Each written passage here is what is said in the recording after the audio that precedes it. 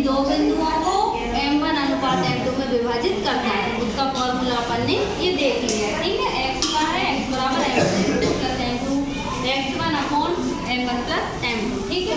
और y बराबर है m1/2 प्लस m2/1 बटे m1 plus m2।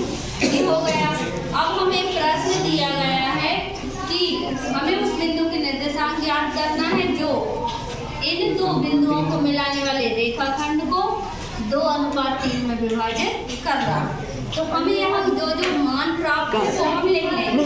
a x1y1 का मान प्राप्त है अपन को, और b x2y2 का प्राप्त है, और m1 m2 का प्राप्त है, वो लिख लिया। अब हम सीधे मान रख देंगे x और y का मान निकालने के लिए, किसका, x1y1, x2y2 और m1 m2।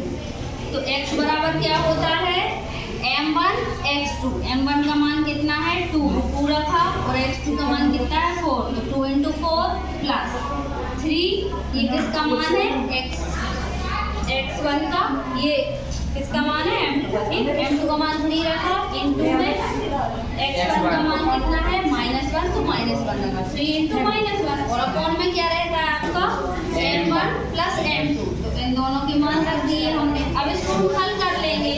2 4 का कितना हो रहा है, 2 चौके 8, और देखो ये ऋण है और धन ऋण का गुणा होगा तो ऋण आएगा, 3 एकम 3, और बटे में 2 और 3 5। अब देखो 8 में 3 जाएंगे 5, 5 बटे 5, आंसर आया 1, ठीक। ऐसे ही हम y का मान निकाल लेंगे। y के मान में क्या आएगा, m1y2, m1 का मान कितना है 2, y2 का मान कितना है यहाँ पे -3, प्लस अब क्या आएगा m2y1, m2 मतलब 3, y1 का मान है 7, बटे में कितना आ जाएगा इसके 2 धन 3।